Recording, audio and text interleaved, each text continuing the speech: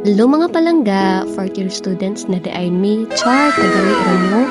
Dili lang na to huna-hunaon ba nga hapit na di ay ta mo graduate. Bisan sa mga problema, sa kalisod, o sa ka-stress, na agihapon ta nagpadayon, og nag-A, na A gyud ang naong ni Miralyn, o di ba? Bitaw sayo sa kabuntagon ana mga palangga, ako unang gitaro nga akong naong, naunsa akong naong.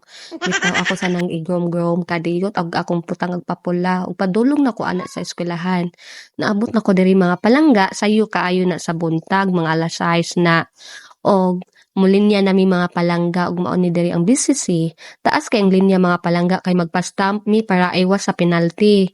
Unya nag-uwan man ana mga palangga oy. Pagkahuman sa flat nagtapok dayon mis akong mga amiga og nag-retouch sa mong naong ug kaning naong nga dili na ni i-retouch kay gwapa naman ni char.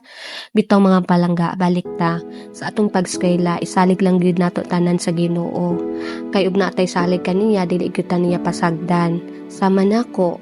Wala ko pasagdi sa Ginoo bisan wala na ko'y ginikanan na ang gihapot ko nagpadayon diri.